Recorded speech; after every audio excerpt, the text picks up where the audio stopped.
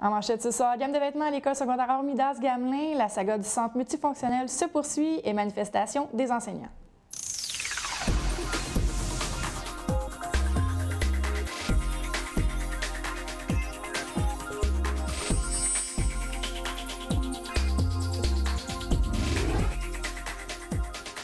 Bonsoir, mon nom est Josiane Hardy et bienvenue à cette nouvelle édition d'InfoMag. Je vous le mentionnais d'entrée de jeu lors du bulletin de mardi dernier. À la prochaine rentrée scolaire, les élèves de l'école secondaire Hormidas-Gamelin porteront tous le même chandail. La décision a été adoptée le 13 avril dernier par le conseil d'établissement de l'école à la suite d'une consultation qui, elle, s'est déroulée au mois de mars dernier. L'idée est venue des étudiants eux-mêmes qui ont fait la demande à savoir si le projet était possible vers la fin de l'année scolaire l'an passé. L'idée a fait son chemin, comme nous l'explique le président du conseil d'établissement d'Hormidas-Gamelin, Mathieu Dupont. Bien, c'est des jeunes, l'an passé, qui ont approché la direction de l'école pour dire « Hey, on peut-tu, ça se fait-tu? » À ce moment-là, la direction, dans le conseil d'établissement qui a suivi, c'est-à-dire au mois de juin, elle a amené le point sur la table. Puis, vu que c'était le dernier conseil d'établissement de l'année, les parents ont dit « Bon, on n'est pas nécessairement contre ou nécessairement pour, mais on va se donner la chance, suite à la prochaine assemblée générale de septembre, de mettre ça sur la table du nouveau conseil, puis eux prendront réflexion d'eux. » Là, on est rendu dans l'étape La décision a été prise au mois d'avril, donc on est rendu dans les étapes qui suivent. Là. Il est important de spécifier que cette gamme de vêtements n'est pas un uniforme complet au sens propre du terme.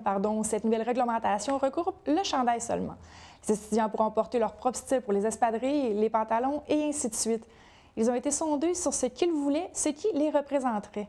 Très présents dans le choix, les étudiants ont été sondés dès le début du processus, comme l'indique M. Dupont. Certains ont soumis l'idée.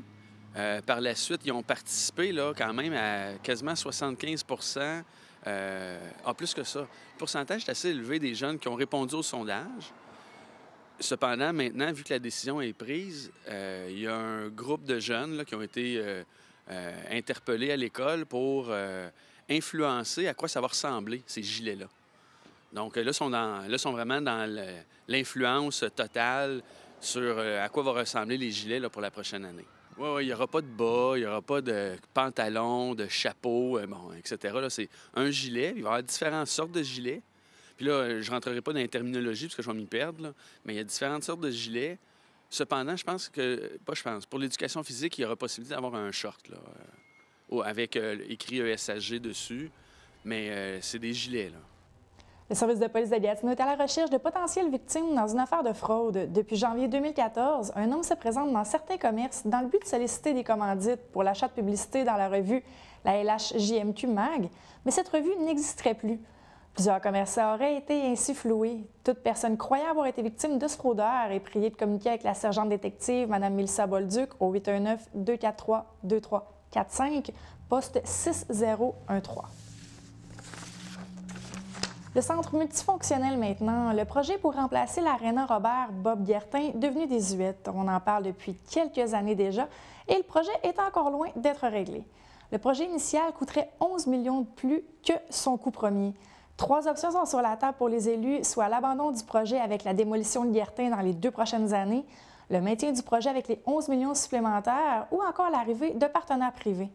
Selon les rumeurs, il s'agirait du groupe AEG qui gère entre autres les Kings de Los Angeles, dont fait partie Luc Robitaille, ancienne vedette des Olympiques.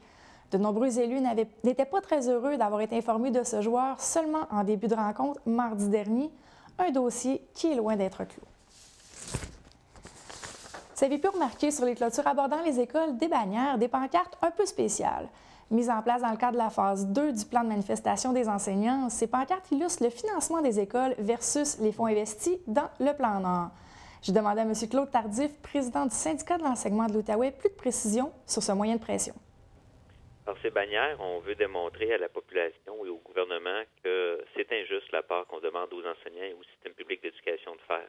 On est déjà assez coupé depuis plusieurs années dans le milieu de l'éducation et malheureusement, le dernier budget présenté par les libéraux demande encore des coupures en éducation parce que le maigre 0,2 % d'augmentation que le gouvernement veut mettre dans le système public, ça n'est même pas assez pour couvrir les coûts du système. S'il y aura une augmentation des coûts du système à cause des indices des prêts à la consommation, ce qui fait en sorte que les commissions scolaires, au bout du compte, vont se retrouver avec moins d'argent. Donc, comment vont-elles faire les commissions scolaires pour arriver en ayant moins d'argent? Les professeurs ont l'intention de continuer à se faire entendre avec divers moyens de pression. Les enseignants ont l'intention de quitter après leur quart de travail. Ainsi, fini le bénévolat. Des rencontres avec la direction pourraient être perturbées par les professeurs. Les moyens qu'ont les enseignants pour entrer les notes des étudiants à la fin de l'année pourraient également être modifiés. Contrairement à quelques autres commissions scolaires, la récréation n'est pas allongée en temps supplémentaire. Les enseignants ont également voté à forte majorité pour un mandat de grève de 3 jours. À ce stade-ci, il n'est pas encore déterminé quand auront lieu ces journées. Après de nombreuses négociations, manifestations, je me suis demandé dans quel état d'esprit étaient les enseignants. Moi, je dois dire que ça fait plus de 15 ans que je suis impliqué syndicalement et jamais je n'ai vu une mobilisation aussi forte. Non, c'est pas du découragement qu'on voit, c'est plutôt de la détermination à changer les choses. Nos membres n'ont pas perdu espoir et c'est justement pour ça qu'on les voit adhérer aux différentes actions qui sont dans le plan d'action. Puis, si je reviens là, au mandat de grève que nous avons eu, c'est quand même à 91,4 % que les gens se sont prononcés en faveur de 3 jours de grève. On se arrive une nouvelle saison, on fait souvent le ménage du garde-robe, on change les rideaux et ainsi de suite. L'équipe CAMA vous invite à sa collecte de fonds. Activité organisée avec le Village des Valeurs, l'entreprise remettra un montant à l'équipe selon le poids de dons récoltés. CAMA récolte tout ce qui est vêtements, souliers, bottes, sacoches, bijoux, chapeaux, écharpes et ainsi de suite. Suffit que le tout soit propre. Donc, plus les sacs de dons sont pesants, plus c'est payant pour le club de compétition. Vous pouvez apporter vos dons ce samedi, le 2 mai, de 9 à midi au Dojo Central. Si vous ne pouvez apporter vos sacs, écrivez un courriel et un bénévole ira les chercher chez vous. Vous pouvez écrire à karatekama@videotron.ca. On demeure dans les options qui s'offrent à vous si vous voulez vous départir des choses mises de côté lors du fameux ménage du printemps.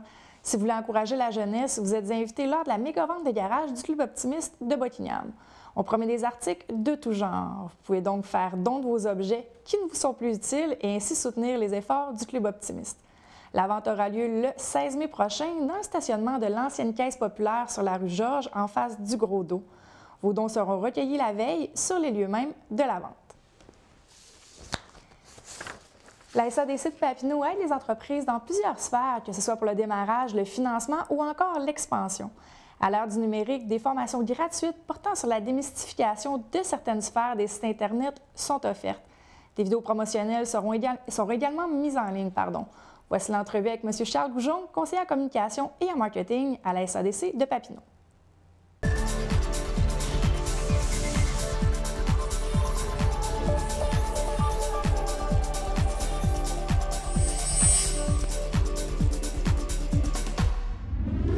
M. Charles Goujon, qui est conseiller communication marketing à la SADC de Papineau. Bonsoir. Salut.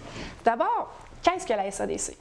Alors, en fait, la SADC de Papineau, c'est la Société d'aide au développement de la collectivité. C'est un organisme sans but lucratif qui a pour but d'aider les entreprises et les entrepreneurs du territoire, soit à acquérir une entreprise, une expansion d'entreprise, ouvrir une nouvelle entreprise. Alors nous, qu'est-ce qu'on fait? C'est qu'on les accompagne dans ce cheminement-là. Donc, si c'est quelqu'un qui nous écoute, qui a une nouvelle idée, qui veut démarrer son entreprise, vous êtes la place à aller, là? Oui, en fait, on est un organisme sans but lucratif. Fait que nous, en fait, dans le fond, on va prendre souvent plus de risques au niveau des idées pour justement encourager l'entrepreneuriat dans le territoire. Fait que oui, c'est vraiment la place parce qu'on offre toutes sortes de services reliés aux entreprises, là. Quand vous dites encourager les idées, il n'y a pas de mauvaises idées, là. Je veux pas que les gens se bloquent, là. Il n'y a jamais de mauvaises idées dans le monde entrepreneurial. Jamais, jamais, jamais.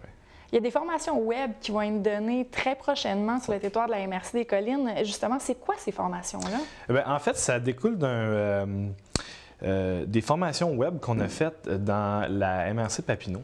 Déjà, on a fait ça au courant du mois de mars. C'était donné dans les CACI, on appelle. C'est les centres d'accès communautaire Internet. C'était pour démontrer aux entrepreneurs que, en fait, Internet, c'est quand même facile. Avoir un site web, ça peut être facile. Il faut simplement comprendre ce que c'est. Okay? Souvent, les gens, ils vont voir les webmasters et ils se disent je comprends rien. Je comprends absolument rien de ce qu'ils vont me dire. Bien, nous, avec cette formation-là, on va lui démontrer, on va lui décrire les termes. On va lui démontrer que ça peut être facile pour quand on va arriver devant un webmaster, devant un professionnel du web, on va savoir de quoi qu'on parle. Fait que c'est une façon d'encourager puis d'accompagner les entrepreneurs à se moderniser. C'est super important aujourd'hui. Puis à devenir présent sur le web, qui va devenir là, prochainement, si ce n'est pas déjà, la plus grande plateforme économique, la plus grande plateforme commerciale. Là, mais justement, en 2015, il y a encore beaucoup d'entrepreneurs, des entreprises qui ne sont pas présentes sur le web? Malheureusement, oui. Malheureusement, il y en a beaucoup. Puis c'est pas non plus c'est pas parce que les gens ils n'ont pas accès à ça. Je pense que c'est plus par peur. Les gens, je connais pas ça, je veux pas. Mais nous, c'est ça. Nous, le but de cette formation-là, c'est vraiment de leur démontrer que c'est pas épeurant. C'est facile. Puis justement, c'est facile, puis c'est bon pour leur entreprise. Justement, est-ce que, de ce que je comprends, la peur qui vient en numéro 1, je peux dire ça, c'est de ne pas comprendre. Mais est-ce que les gens ont peur également? Souvent, on entend parler des fraudes par Internet, on entend parler de cyberattaques, justement, comme le site de la TVC a été la semaine passée. Est-ce que ça vient en ligne de compte, ça aussi, dans les peurs des gens? Oui. Bien, en fait, c'est un peu comme quelqu'un qui n'a jamais fait de construction puis qui va s'en aller dans un projet de maison. Tout peut lui faire peur. Mais il faut juste commencer par la base, tu sais. Il montrer c'est quoi un 2x4. Bien, un 2x4, c'est ça. C'est la même chose pour un ordinateur, c'est la même chose pour un site Internet. Qu'est-ce que c'est un site hébergeur? Qu'est-ce que c'est? Fait que, dans le fond, les gens, en sachant les termes de base, en sachant la base d'un site web, vont être beaucoup moins craintifs d'aller vers ce milieu-là. Justement, ces formations-là s'adressent aux entrepreneurs seulement. Comme monsieur, madame, tout le monde qui nous écoute, est-ce qu'ils ont accès? Non, c'est seulement pour les entrepreneurs qui désirent avoir une base dans les sites web. C'est pas une formation qui va leur montrer comment faire un site web. C'est vraiment par où commencer. Se doter d'un site web, par où commencer, c'est vraiment par là. C'est en sachant la base. Les inscriptions, comment ça fonctionne? En fait, vous devez me contacter au bureau au 819-986-1747, poste 205. Ou par courriel, charles@sadcpapineau.ca. En fait, moi, de cette façon-là, je prends les inscriptions. Puis quand j'ai un bon nombre de personnes, je fais une réservation de salle, je vous contacte. Puis on se rencontre à cet endroit-là. Excellent. Là, je vais vous amener sur un autre sujet. Il y a des vidéos promotionnelles qui ont été réalisées justement en collaboration ici avec la TVC. C'est quoi ces petites vidéos-là qu'on a? Eh bien, ces vidéos-là, en fait, c'est une façon d'imager nos services. C'est des vidéos qui vont parler des services de la SADC. On offre 7 services en tout. Puis ces services-là, en fait, c'est une façon pour que les gens ils puissent voir ce que c'est. On démontre aussi, on peut montrer des entrepreneurs, en fait, des entrepreneurs qui ont réussi avec nos services, comme quoi c'est possible. Des entrepreneurs qu'on a aidés, qu'on a soutenus. Puis aujourd'hui, vu que c'est beaucoup axé sur Internet, justement, on se modernise nous aussi, fait qu'on va sur les réseaux sociaux, Facebook, YouTube, puis on met ces vidéos-là en ligne pour que les gens puissent facilement avoir accès à un exemple. Avec un exemple qu'on peut voir.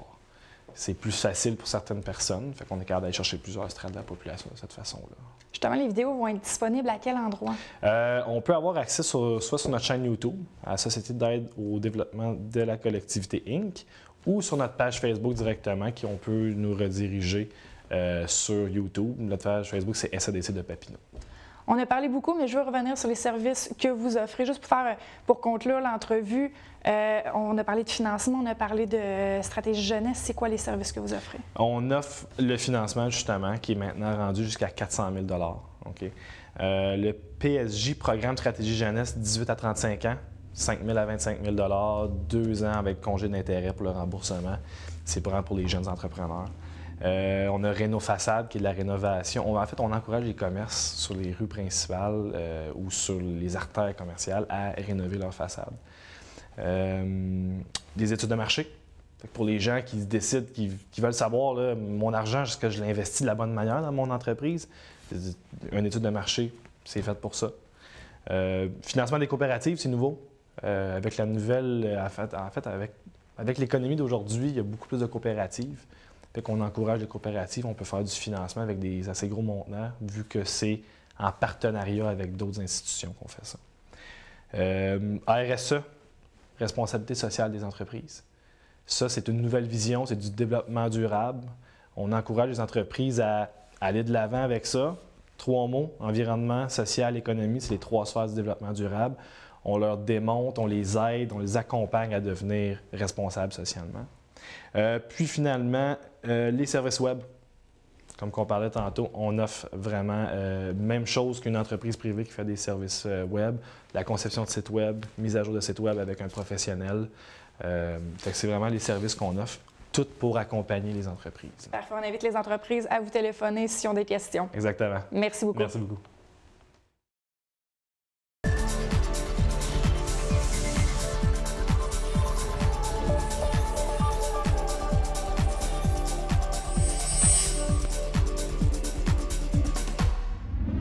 Comme à tous les jeudis, c'est l'heure des sports avec André cette fois-ci. André, bonsoir. Salut, Josiane. Tout d'abord, on commence ça, tu nous parles des Mustangs. Ben oui, les Mustangs, parce que je me suis dit cette semaine, ça serait peut-être intéressant de savoir où en est rendu le dossier des Mustangs. Vous savez que les Mustangs n'ont plus de ligue présentement. Et c'est ce que, justement, va nous dire à l'instant même Luc Moseroy, qui est le président de l'équipe, et qui nous dit où en est rendu le dossier, où est-ce qu'on va jouer au hockey en 2015-2016 avec les Mustangs juniors. Bien, on n'a pas eu vraiment de nouvelles dans la Ligue GAB parce qu'il n'y a aucune communication qui nous a été faite personnellement à l'organisation. Par contre, hier, on a reçu les différents chèques qu'ils nous devaient. Donc, on comprend leurs indifférences envers nous autres. Là, ils font juste pas nous parler.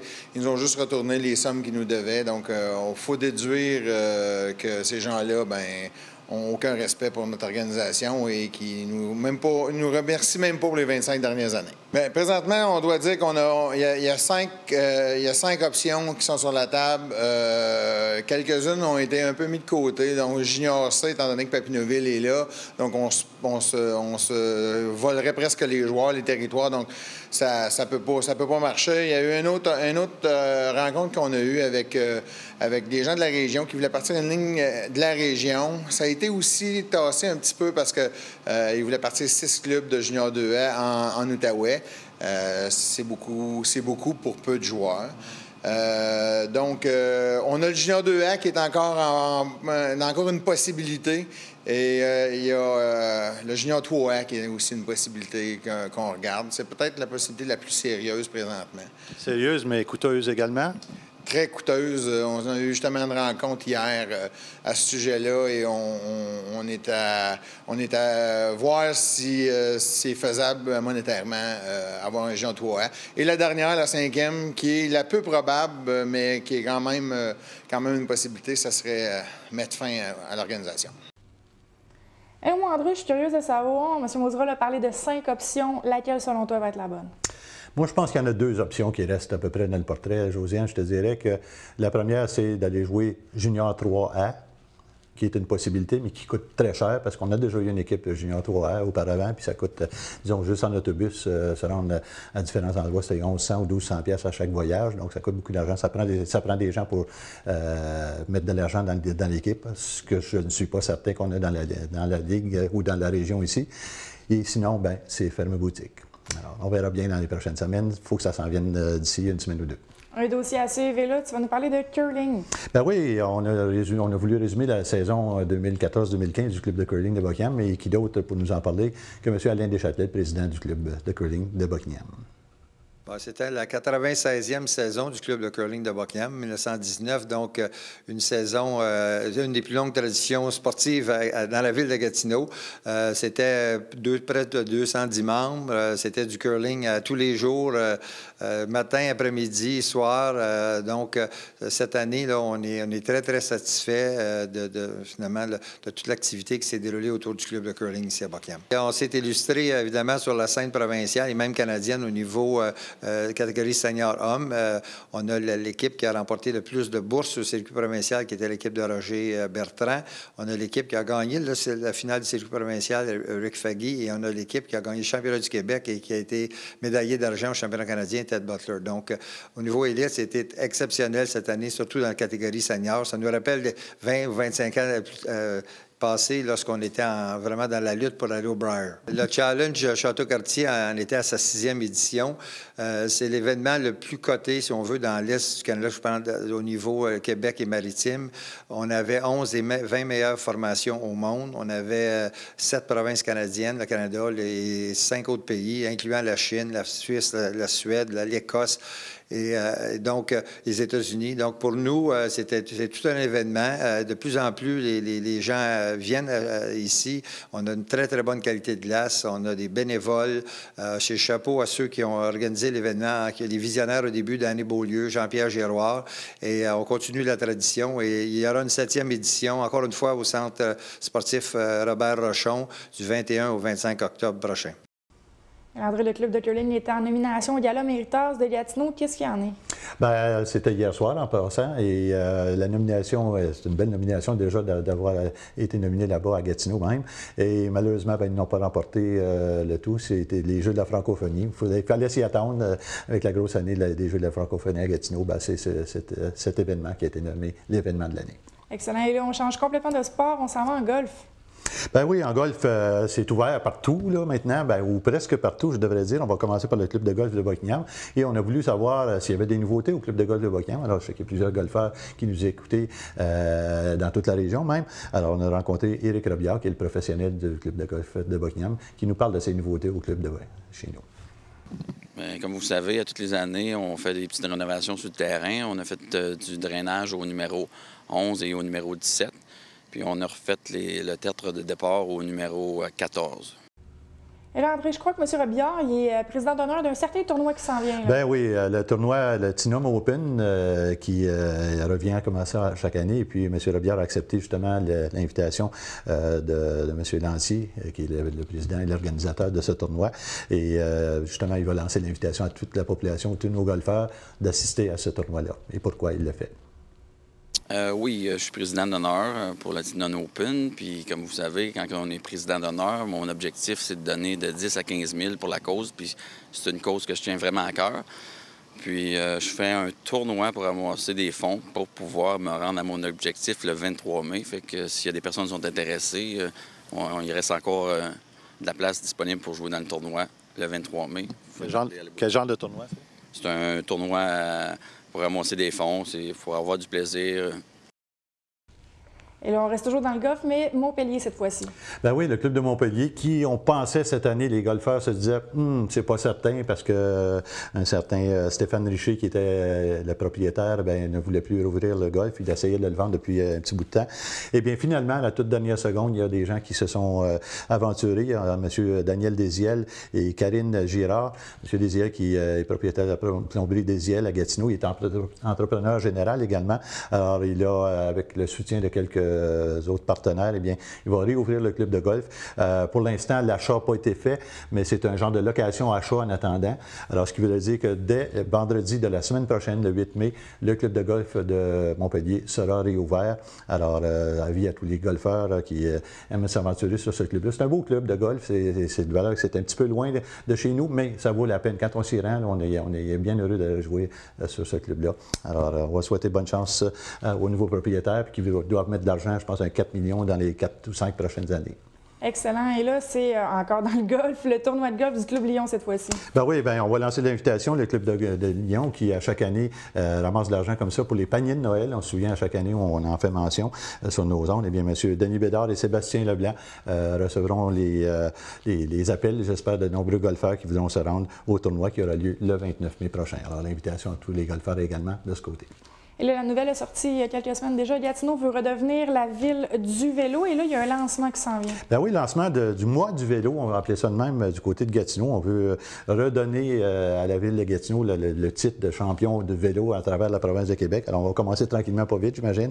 Et le mois du vélo, on va le célébrer. C'est l'invitation est lancée à tous ceux qui voudraient s'y rendre. Évidemment, c'est pas dans le secteur ici, dans nos secteurs, mais c'est du côté de Hull. Lundi, le 4 mai, entre 7h et 9h, sur le sentier cycliste qu'on appelle des voyageurs. Alors ça, c'est sur le boulevard Fournier et près de la rue Berriot. Alors, il y aura au menu ce matin-là, donc on va vous donner, si vous vous rendez là-bas avec votre bicyclette, des muffins, du gruau, des yogourts et du café. Et puis, ça va lancer comme ça, puis il y aura sans doute de nombreuses activités au cours des mois d'été là-dessus. Excellent, un dossier à suivre. Et là, les gens de la Petite Nation se sont illustrés. Ben oui, c'était en fin de semaine dernière. On parle des galas qui s'en viennent. On parle du gala qui s'en vient bientôt du Loisir Outaouais. On a parlé de celui de Méritas ici, et puis du gala sportif et culturel de Buckingham qui s'en vient très bientôt, le 19 juin prochain. Ben, du côté de la petite nation, on va saluer, on va donner un coup de chapeau à plusieurs personnes qui ont apporté des prix. On ne peut pas tous les nommer, mais entre autres, je vous indique ici qu'il y a une jeune fille de l'école internationale, de l'école secondaire Louis-Joseph Papineau, Rihanna Filion de Montebello, qui a investi beaucoup de son temps dans sa municipalité de Montebello, qui a reçu un prix. Il y a l'équipe sportive qui est allée à l'Impact Petite Nation U14-2A au soccer hivernal.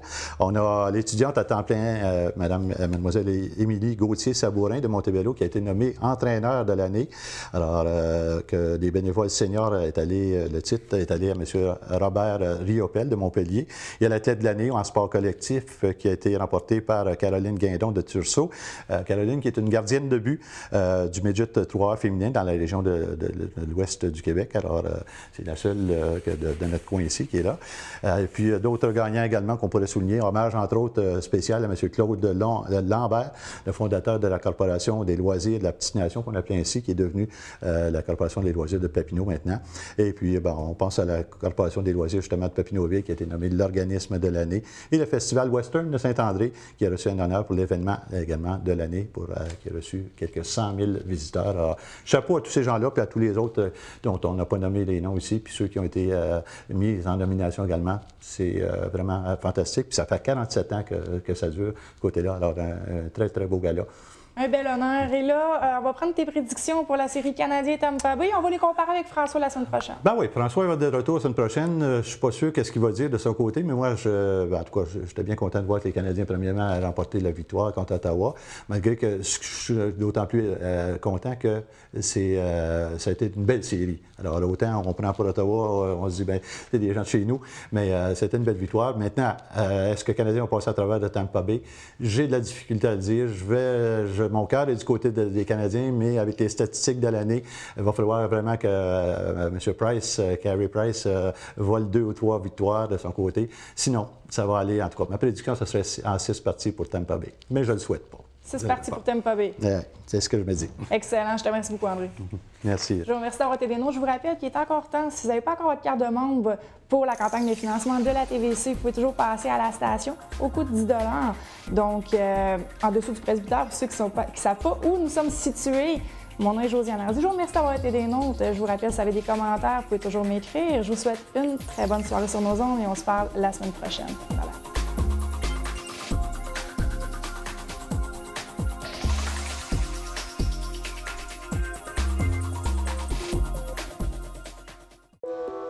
La première fois que je l'ai fait, j'étais vraiment, vraiment nerveuse. J'ai même demandé à ma cousine de me rassurer. Comme elle l'avait déjà fait avant, elle savait comment ça se passerait. J'ai pris mon courage à deux mains et j'ai fait mon premier don de sang. Depuis mon premier don de sang, je ressens le besoin de poser ce geste le plus souvent possible. Et j'ai découvert que se sentir utile et sauver des vies, ça aussi, ça procure des sensations fortes.